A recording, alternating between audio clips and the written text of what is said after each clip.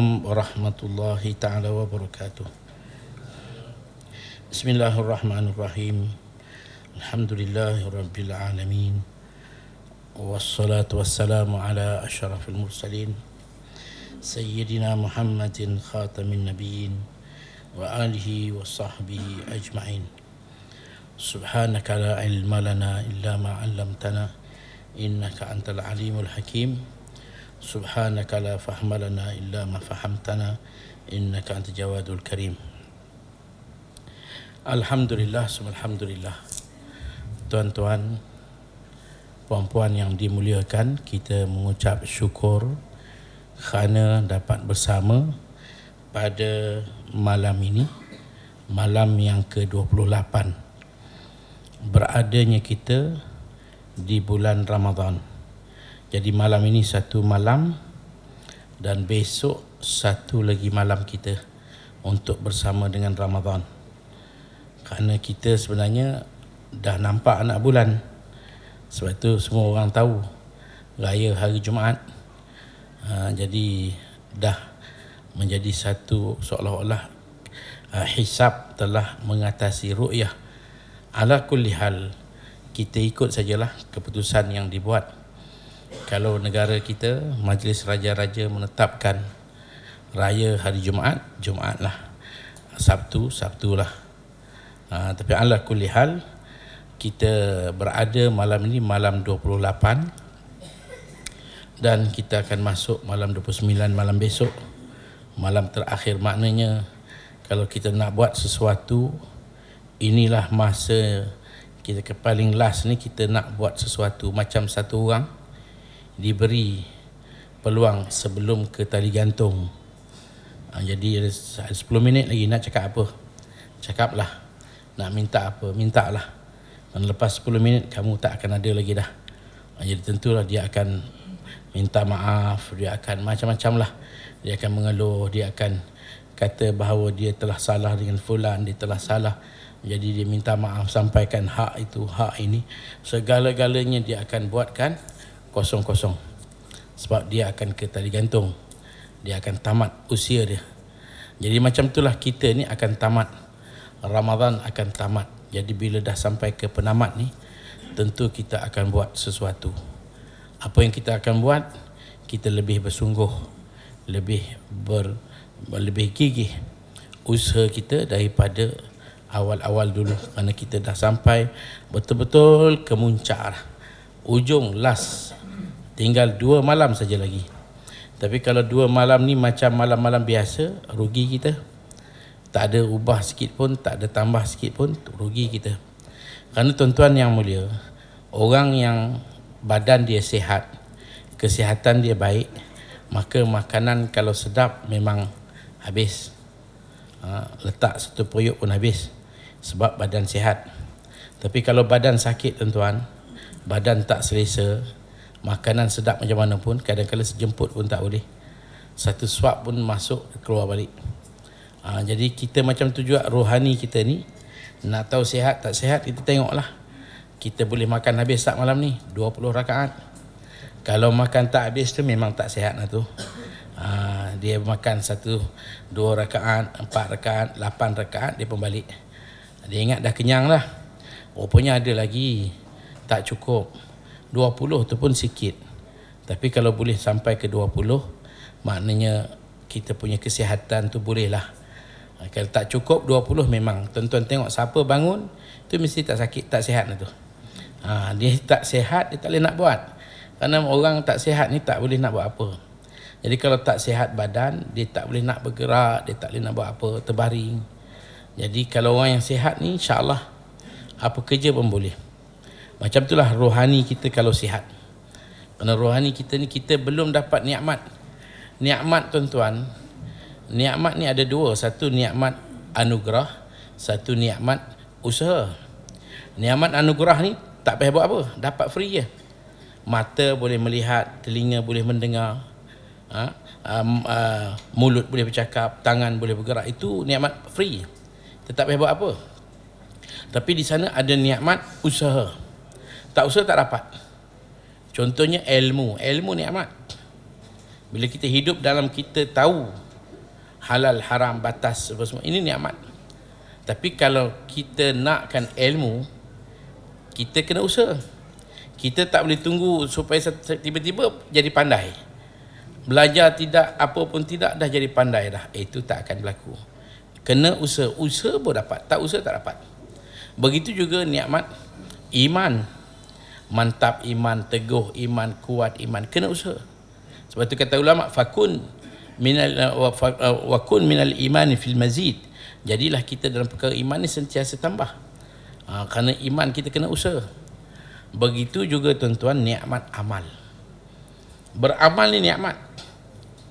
Kalau kita dapat beramal, dia ada satu nikmat, anugerah Allah, rahmat Allah mencurah kepada kita. Jadi kita tak boleh tunggu sampai masa nanti kita sendiri akan datang. Tak, kita kena usaha. Bila kita usaha baru kita dapat. Jadi sebab itu tuan-tuan yang mulia, kena usaha untuk amal. Nabi solat sampai kaki bengkak. Kenapa sampai bengkak kaki? Sebab Nabi sedap. Nabi seronok. Kerana mengasyikkan. Kerana nikmat, bila dapat nikmat, kita seronok. Dia tak pedulilah sampai kaki bengkak-bengkak lah. Yang penting kita seronok beramal. Macam itulah bulan Ramadan. Lebih-lebih lagi kita dah nak habis ni, membuatkan kita jadi rindu, kasih, sehingga kalau boleh tak nak pisah. Lepas tu Nabi kata, lau ya'lamul ibad ma Ramadan la tamannat ummati an takuna sanatu kulluha Ramadan. Kalau manusia tahu apakah Ramadan, dia nak kalau boleh dia tak berpisah sampai setahun, tiap-tiap hari Ramadan. Tapi nak buat macam mana Ramadan nak habis? Jadi kalau nak habis, tentulah dia akan terasa di hati dia sedih, keadaan keluh, kesah, gelisah. Macam mana nak buat ni, Ramadan dah nak pergi. Maka dia akan buat lebih dan lebih dengan segala perhatian. Tuan-tuan yang mulia, saya ada soalan di sini. Soalan yang pertama di sini, Ustaz, apa hukum ziarah kubur pada hari raya? Ada ustaz dari Penang, Mamu tu lah. Mamu kata Mamu air acak. Dia cakap elakkan daripada berbuat demikian kerana ia menyerupai amalan Yahudi dan Nasara. Ini satu mamu yang tak bertanggungjawab. Memang tak boleh. Sedangkan amalan ziarah kubur ni sudah jadi amalan yang memang Nabi sendiri ziarah kubur. Bukan hanya musim raya. Nabi pagi-pagi Nabi pergi ke Baqi'. Nabi ziarah kubur. Jadi kalau hari-hari macam hari mulia, hari raya ni, eloklah kita pergi kubur jumpa ibu kita. Ibu kita dalam kubur tu, cuma dia tak boleh jawab balik. Bila kita tanya, wahai ibu, bagaimana keadaan ibu? Wahai bapa, bagaimana keadaan bapa? Disunat kita pergi dekat macam kita duduk, hidup.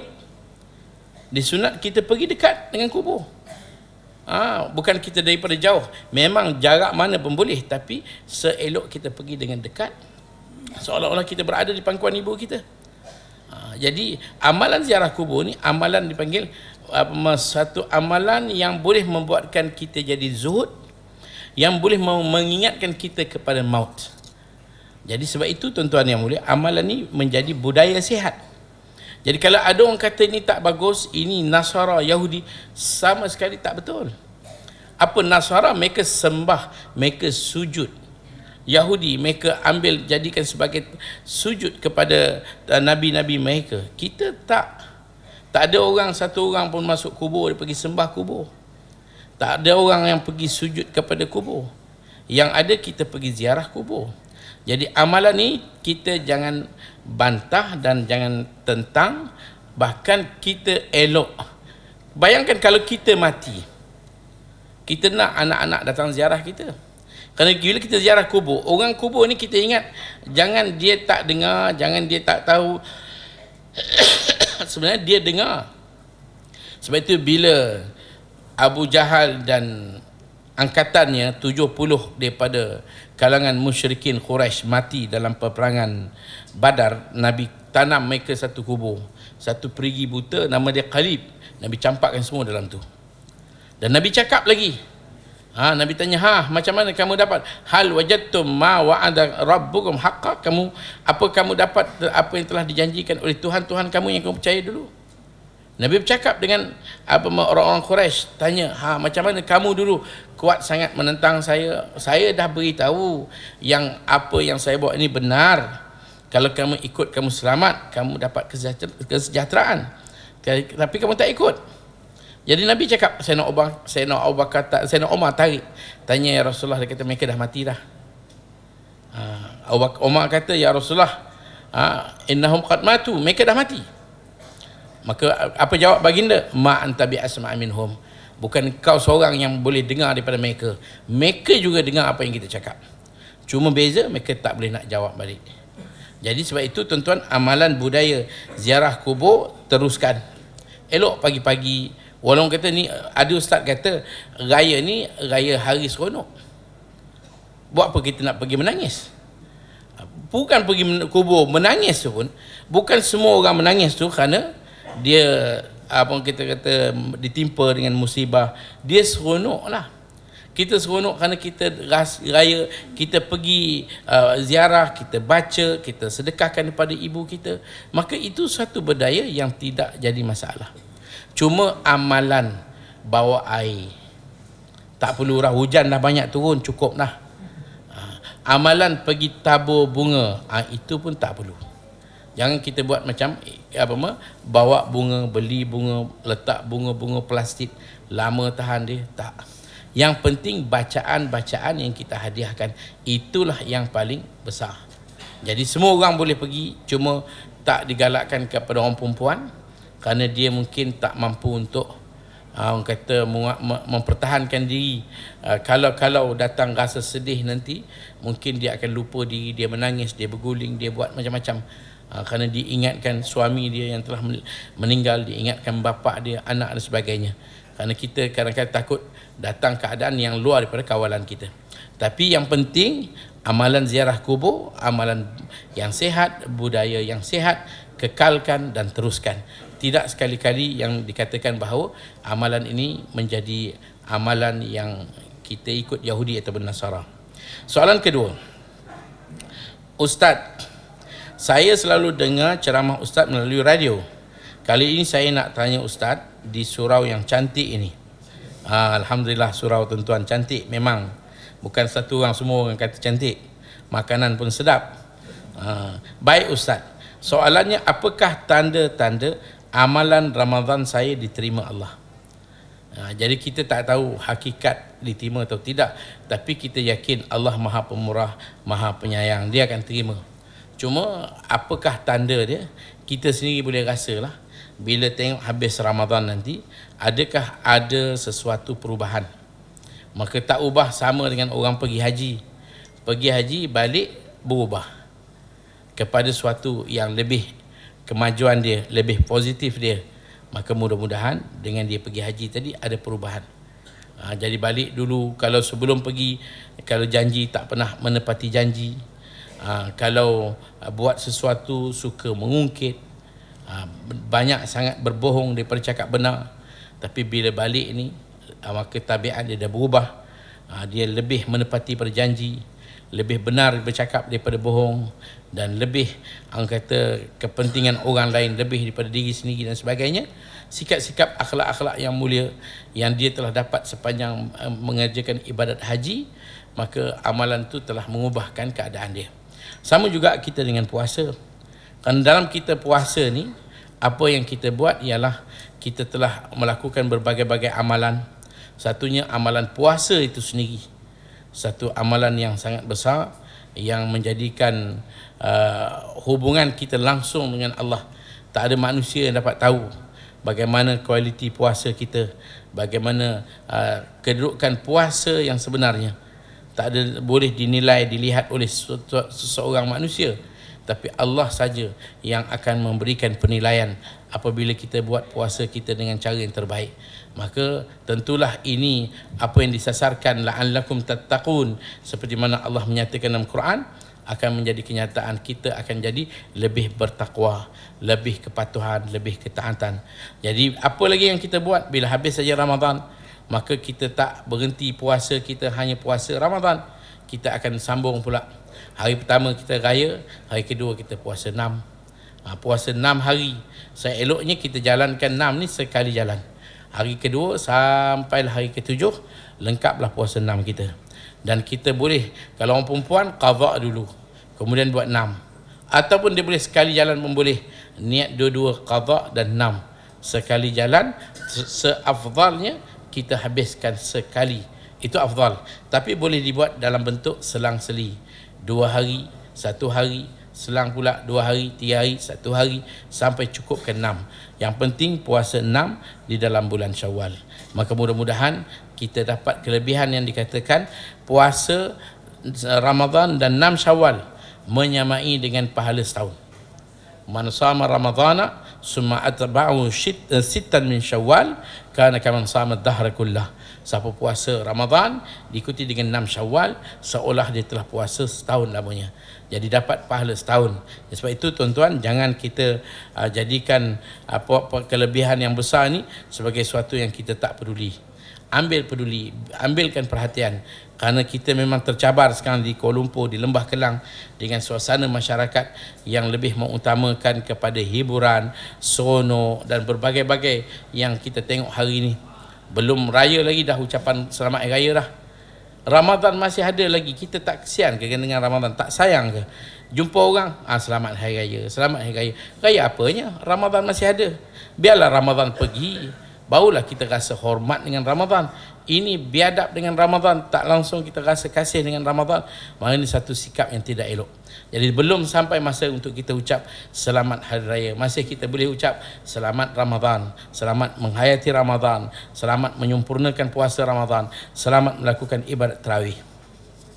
Kemudian tuan-tuan yang mulia, dikata di sini soalan seterusnya nak tanya, bagi mazhab Imam Syafi'i, apa hukum makmum melihat mushaf Al-Quran ketika solat tarawih? Hukumnya sah, tapi perbuatannya makruh. Kalau kita ambil Quran tengok, makruh kerana hilang perhatian kita kepada solat secara menyeluruh, kita lebih tertumpu kepada Al-Quran. Yang sepatutnya mata kita ni kita tengok ke tempat sujud, telinga kita dengar apa yang dibaca, dan mata kita tertumpu ke tempat sujud. Itu lebih baik. Kalau kita tengok dalam handphone, sambil katakan sekarang kemudahan handphone, sekali-kali masuk SMS, baca sikit SMS, WhatsApp pun masuk, jadi tak terganggu. Dia akan masuk macam-macam, terpadamlah dan berbagai. Jadi sebab itu melekakan kita. Sebab itu jangan kita pegang apa-apa, tangan kita letak di bawah dada atas pusat sebelah kiri, dan kita dengar apa yang dibaca. Itu lebih baik. Baik. Apakah amalan-amalan yang baik yang dilakukan sepanjang hari raya? Banyak sekali amalan-amalan yang kita lakukan. Yang penting ialah antaranya kita, tuan-tuan jangan lupa, zakat fitrah bayar. Dan zakat fitrah ni nak bayar di mana? Zakat fitrah ni kita bayar di tempat mana matahari terbenam, kita berada di malam raya. Itulah tempat yang kita kena keluarkan zakat fitrah. Jadi zakat fitrah ni bukan kita keluar di tempat kita tinggal, dan bukan juga kita keluar di tempat mana kita kerja. Sebaliknya zakat fitrah seperti mana disebut dalam kitab-kitab ulama, maka zakat fitrah hendaklah dikeluarkan di tempat mana kita berada di malam raya. Maka disitulah kita keluarkan zakat fitrah. Jadi kalau orang kata haram pindah zakat fitrah, maka maksud pindah di sini kita bayar bukan per tempat yang dikendaki kita bayar zakat fitrah.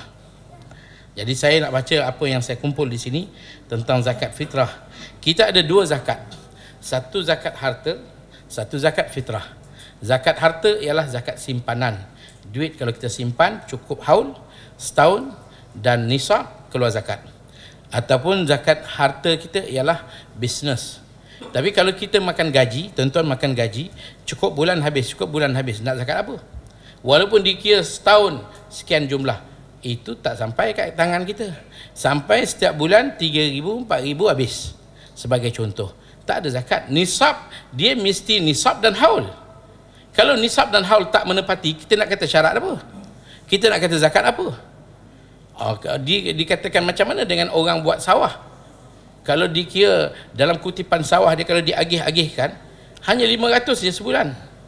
Tapi itu nas, berbeza dengan pendapatan. Pendapatan ni mesti haul. Simpanan, kalau tak ada simpan, cukup bulan habis, mana haulnya? Syarat jelas mengeluarkan zakat apabila cukup haul.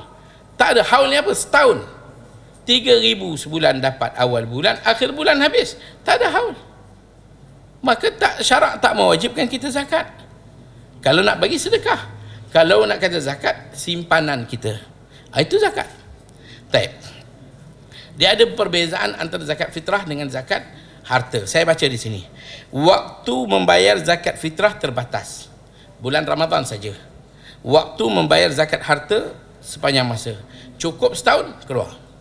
Yang kedua, terdapat hutang yang menghalang kewajipan seorang itu mengeluarkan zakat fitrah, sedangkan zakat harta tetap diwajibkan walaupun memiliki hutang. Kalaulah zakat fitrah, kita ada hutang, macam mana kita nak buat? Contohnya, kita ambil duit satu kawan, dia tanya bila nak bayar, kita hutang sekejap, 1,000, 2,000, 3,000, maka kita kata saya dapat je duit, saya bayar. Kita janji saya dapat je bulan ni, cukup bulan ni saya dapat, saya bayar. Sekali kita dapat malam raya, kita duk kira nak bayar zakat lah, tapi duit tak ada. Dapat orang bagi duit dekat kita, orang bayar balik ke apa, kita pun dapat. Sekarang kita nak buat macam mana? Nak bayar hutang ke, nak bayar zakat ke? Maka syarak kata kau bayar hutang dulu. Bila dah bayar hutang, tak ada duit dah nak bayar zakat, maka gugur kewajipan zakat, tak wajib awak bayar zakat. Type. Itu yang kedua. Yang ketiga, menunda zakat fitrah ke hari akhir bulan Ramadan lebih afdal daripada kita mengeluar di awal-awal Ramadan. Sedangkan zakat harta lebih utama jika dilangsungkan pada permulaan waktunya.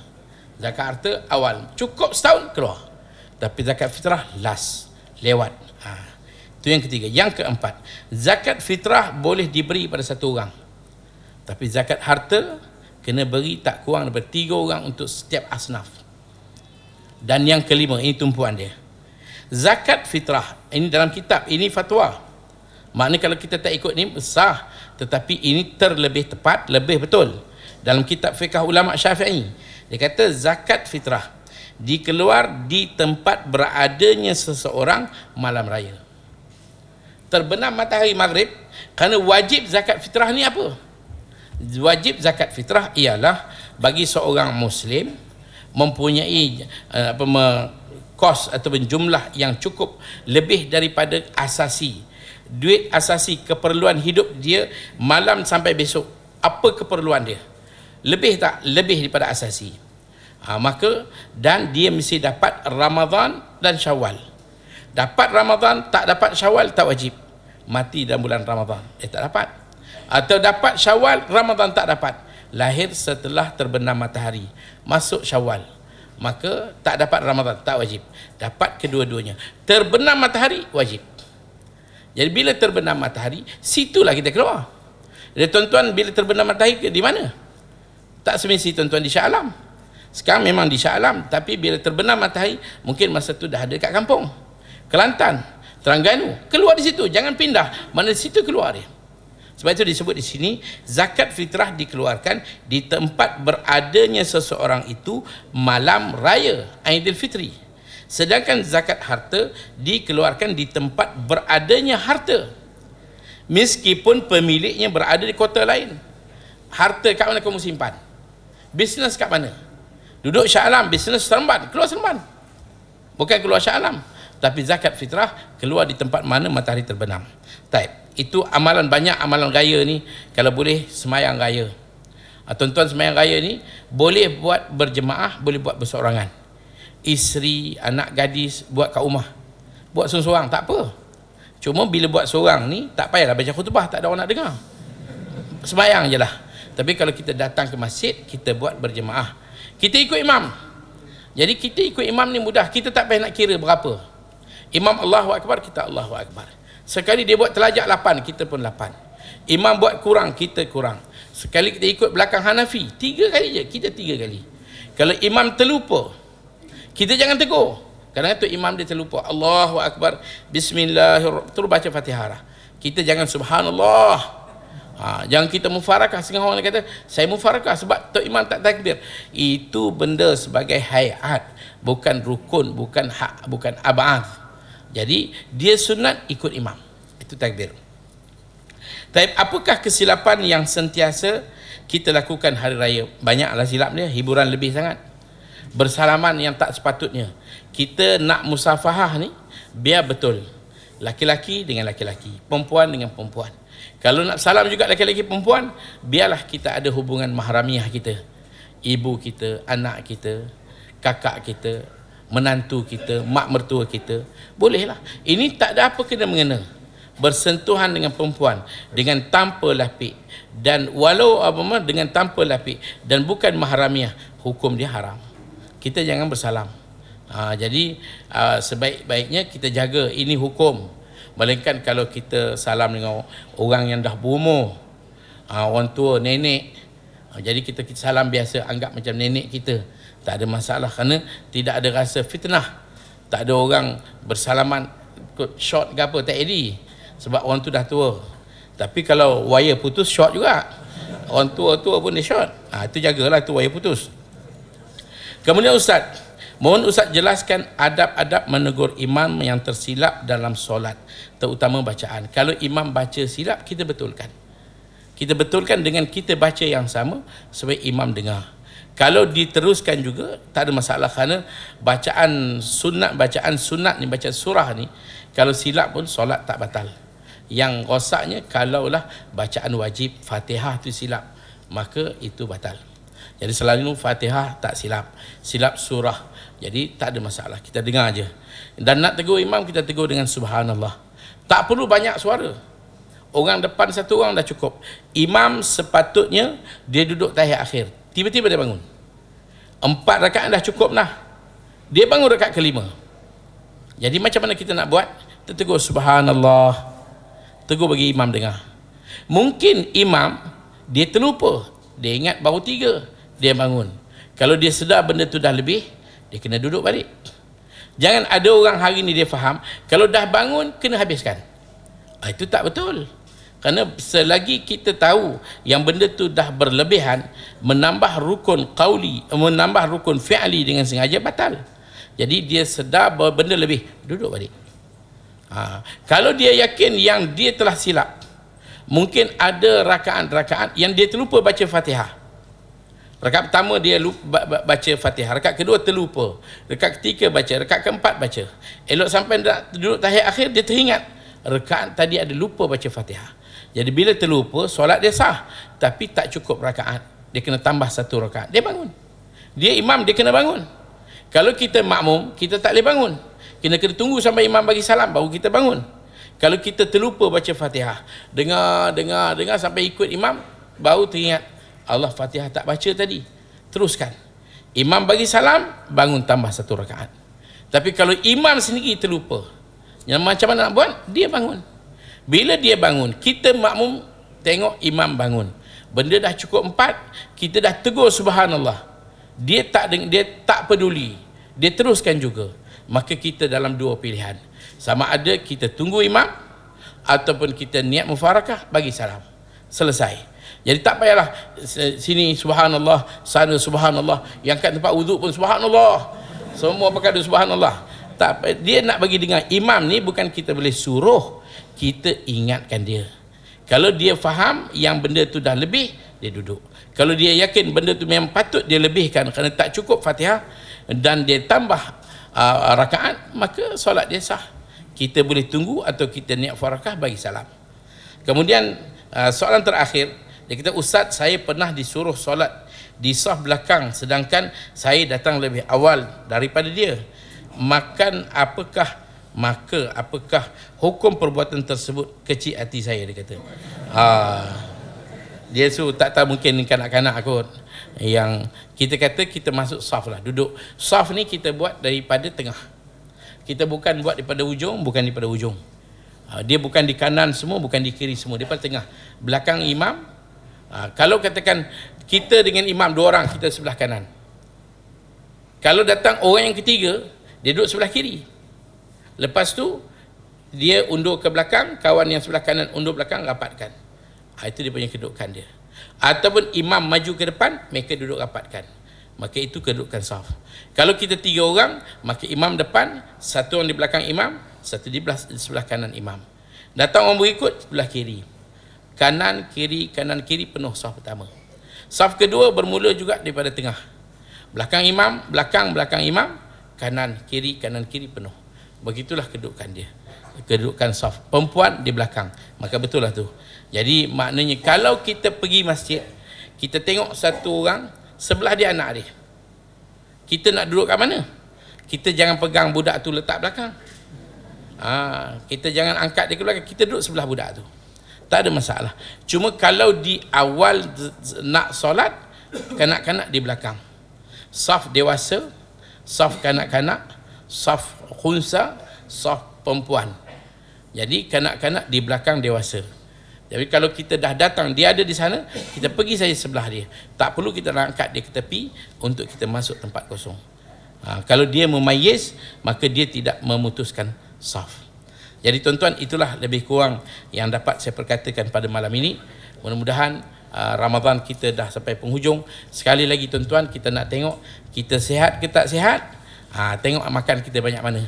Kalau tuan-tuan makan 8 rakaat memang tak sihat lah. Kalau tuan-tuan makan 20, insya-Allah sihat. Nak tahu kita punya tuan-tuan keluar 8 je cabut. Tu tengok sah lah tu. Tak cukup sihat tu. Tuan-tuan, apa lagi nak? Ramadan surau yang macam ni, aircon semua ada, kapet bagus. Buat 8 buat apa? Sembang kat luar.